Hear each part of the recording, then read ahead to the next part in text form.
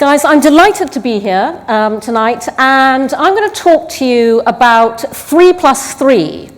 3 reasons diversity is business critical, and 3 things you can do to make your business diverse fast, because I personally am extremely frustrated by how long all of this is taking.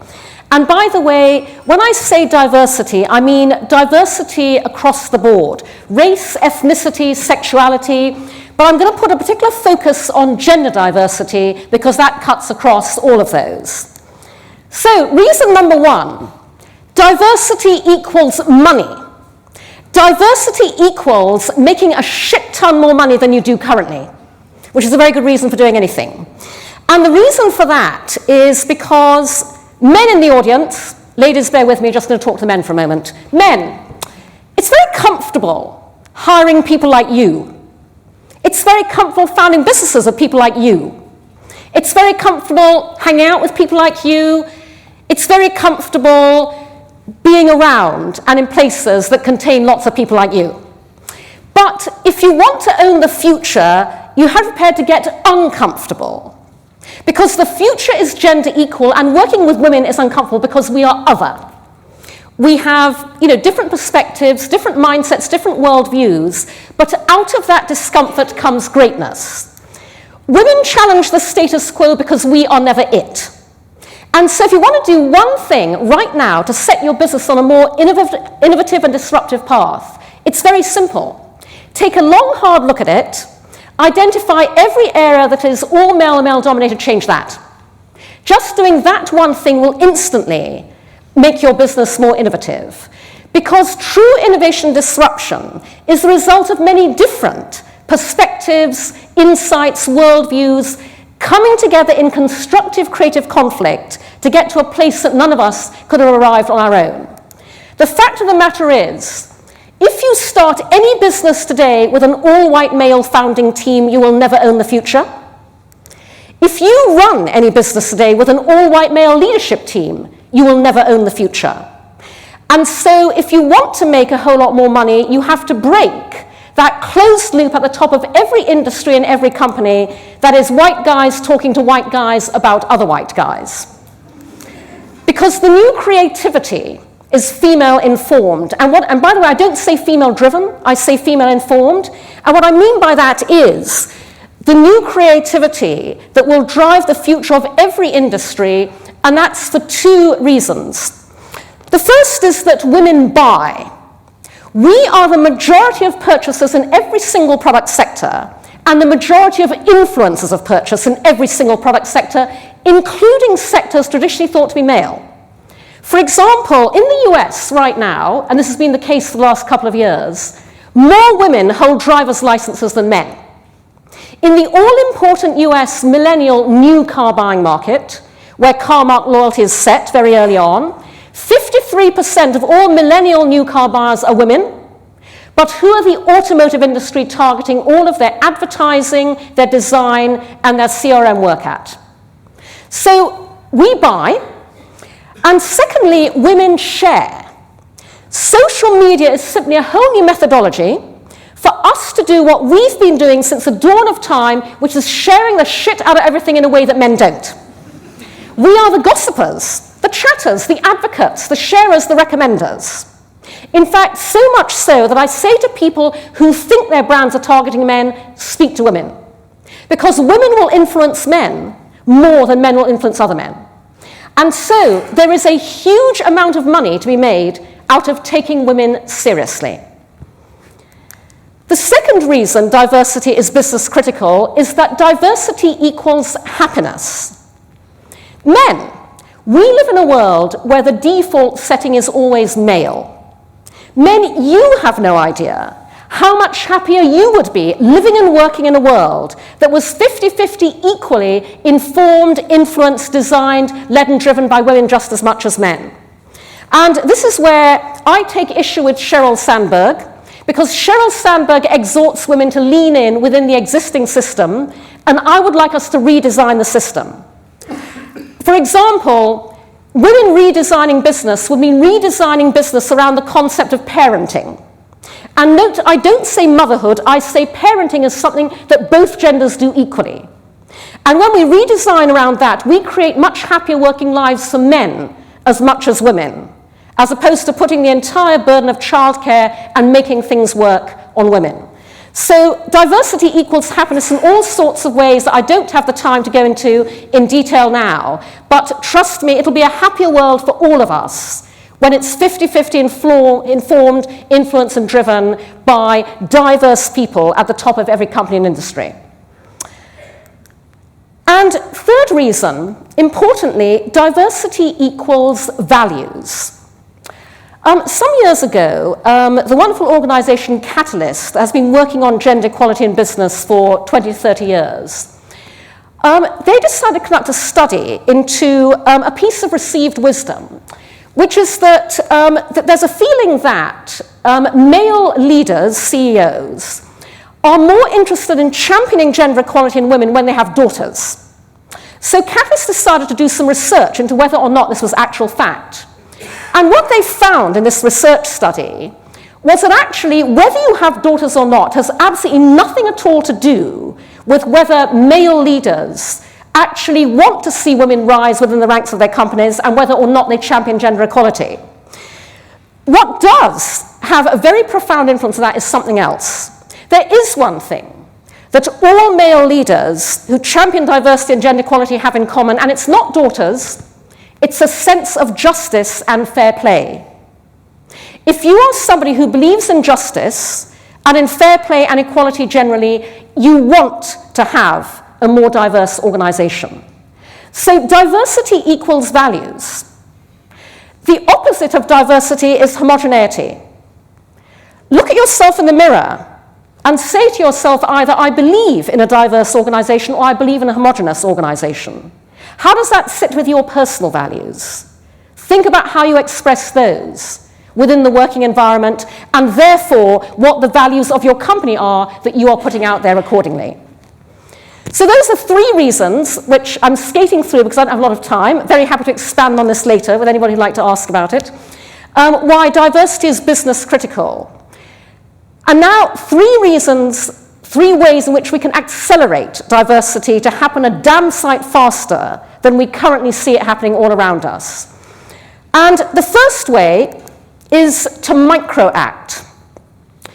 What I mean by that is everything in life and business starts with a micro-action. A micro-action is a small, tiny, bite-sized chunk of action that is incredibly easy for you to do. And the reason I emphasize this is because change happens from the bottom up, not the top down. It doesn't matter what policies are put in place at the top. It doesn't matter what people say they intend to do. Real change happens at the grassroots level, and it happens from the bottom up, and it happens with every single one of us in this room, everywhere, taking micro-actions every single day to create the business that we want to work in and the future that we want to see. And I'll give you a couple of examples of micro-actions. This first example is a critical micro-action for diversity, but quite frankly, it's the one micro-action that if you undertake this on a daily basis will make the most profound and transformative impact on your business regardless. And that one micro-action is, say what you think. No, really. Say what you really think. And the reason I emphasize that is because this is the core tenet of activism. If nobody speaks up, nothing changes. And so when it comes to diversity, but when it comes to anything else, say what you really think. Honesty is very powerful in business because so few people are. Telling the truth is extraordinarily endearing because so few people do. And so, when you see it, call it out. When you think it, say it. Now, sometimes that can be a bit scary, okay? Especially, by the way, for women or for minorities who feel nervous about calling things out. So here's a different approach on the micro-action front, which is light bulb it. And what I mean by that is, how many of you in this audience have either seen the play Les Liaisons Dangereuses or any one of the various movie versions of Dangerous Liaisons? Show of hands? Okay, quite a lot of you. So just for those who haven't, and I will use the movie star names of the most famous movie version. So in Dangerous Liaisons, John Malkovich seduces, as a game, part of a bet he's made with his friend, the evil countess, played by Glenn Close. He seduces Michelle, oh my God, what's her name? Michelle Pfeiffer, that's it. And Roger is surprised, he falls madly in love with her. And then Glenn Close, because she doesn't like this, tells them that he has to break up with Michelle Pfeiffer. And he doesn't want to at all. And so Glenn Close says, I'll make it really easy for you. You know, go and do this. And it doesn't matter if she cries, protests. Just say one thing. Whatever she says to you, just keep saying to her, it's beyond my control. And so you have this heartbreaking scene where John Malkovich is breaking Michelle Pfeiffer's heart, and she begs, she pleads, she weeps, and all he says, like an automaton, is, it's beyond my control. Now, this is actually a very useful tactic in business, in all sorts of contexts. And I recommend it to people who have to do something very difficult, like fire somebody. Have a phrase that you do keep repeating, because it helps you not to be drawn into a dialogue that's going to go nowhere. So, in a more positive sense, light bulb diversity. And what I mean by that is find a catchphrase, and I recommend something like, have you noticed? And then use it to say things like, have you noticed that when we have equal numbers of men and women on a team, we get better decision making? Have you noticed that team that had a particularly diverse lineup came up with this amazing idea? Or have you noticed this speaker lineup is all men? Or have you noticed that these people and this particularly diverse group within the company produce these extraordinary results? Find that liaison dangereuse catchphrase and use that to call it out and to say what you really think in a way that is entirely acceptable. And then a final micro-action. My friend Maggie Fox says, women who don't self-promote are letting us all down. Women have trouble self-promoting. There is nothing bad about the phrase self-promotion. If you don't tell the world what great stuff you're doing, who the hell else is going to? And so do not shy away from talking about your achievements. Men tend not to have this problem. So women, micro-actions on a daily basis, flagging up things that you've done and taking credit for them, there is nothing wrong with that. I've just given you a very small selection of a few micro-actions, but think about the things that you can do every day, every one of you, that will add up cumulatively over time to big change. The second thing you can do to accelerate diversity in your company is bulk buy. And what I mean by that is hire groups, not individuals. The Harvard Business Review, a few years ago, ran a piece about a study that was undertaken into the optimum number of women that you need on a board to positively impact the outcomes of that board. And what this study identified was that one woman on a board is useless. Tokenization is useless. Because when you have one alien organism, it has to adapt to the culture around it. One woman on a board has to be like the men. Two women on a board is also not enough. And in fact, there's an entertaining anecdote in this Harvard Business Review piece about the male chairman of a board, on which there were two women. During a board meeting, one of the women made a great point, and at the end, he thanked the other woman for it, because we look so much alike. So the optimum number is 3 or more. When you have 3 or more women on a board and on a leadership team in any environment, you have a group that feels supported, feels able to make their voice heard and to effect real change. And both male and female directors of boards that had 3 or more women reported better quality decision making, better business outcomes, and better working conditions and better teamwork on the board overall. So if you want a diverse organization, bulk buy, ship them in, hire groups, not individuals. And the third thing you can do, again, to accelerate change, is change the optics. What I mean by that is, this summer, I was the jury president at the Cannes Advertising Festival for a new Cannes Lions Award called the Glass Lion.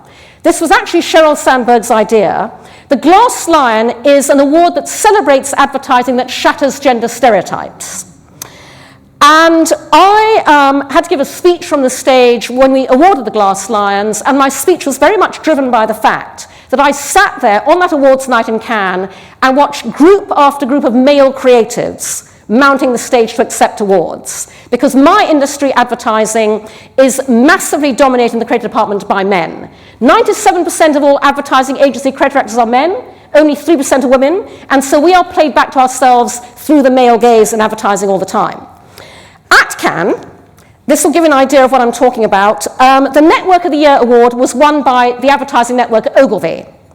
And obviously that's a fantastic award, and so everybody from Ogilvy around the world who was at Cannes came up on stage to accept the award, and that group looked like this.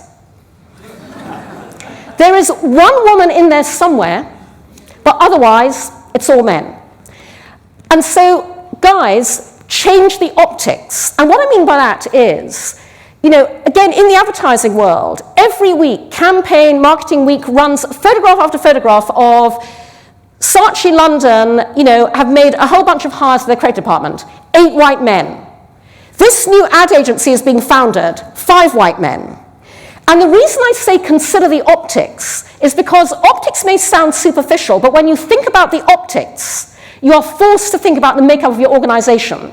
I tweeted and Facebooked the hell out of this photograph on social media, which inspired a young advertising creative to start a Tumblr, which you can look up, which is called Too Many Guys, One Girl. And if you go to this Tumblr, you will see photo after photo of, you know, the TV industry, the advertising industry, the film industry, award after award being accepted, too many guys, one girl, literally.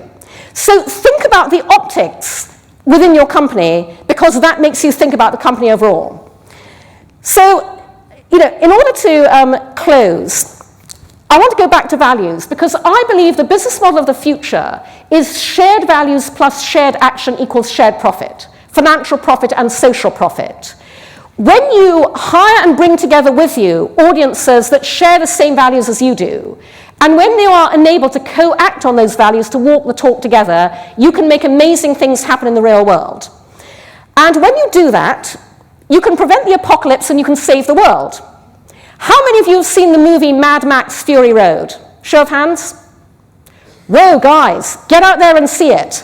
Post-apocalyptic movie that has feminism at the heart of it, because the real heroine is Charlize Theron, not Tom Hardy as Mad Max. And that gave rise to the Mad Max feminist Tumblr, which is a mashup of the Ryan Gosling Hey Girl meme with, I don't need to see the pain and humiliation you suffered as a sex slave, I believe you. And so these next few slides I'll click through very quickly from the Mad Max feminist Tumblr are the way I would like all of the men in this room to be thinking, and all the women to be ensuring that going forwards the men are thinking, hey girl, here's an idea, but it's up to you. You're the boss of this operation. Hey girl, I drive. Or you can drive, that's cool. Actually, can I nap while you drive? Do you ever sleep? Hey girl, I'll be your supporting character. Hey girl, it's not possible to survive alone out here. Thanks for rescuing me. Men, it's not possible to survive alone out there. We need to rescue each other. You can use my shoulder as a rifle stand as you're the better shot of the two of us. And finally, hey girl, I've never seen such a group of varied, complex, and badass female action heroes. I'm glad to be riding with you. Within this hall is a group of varied, complex, and badass female action heroes. Within your company is a group of diverse, badass action heroes. And when you find them and showcase them and celebrate them, you really can change the world.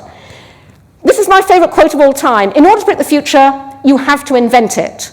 I'm all about inventing the future. Too many people think the future is something that happens without us, rolls us over in its wake. I'm all about decide the future that you want to see happen and then make it happen.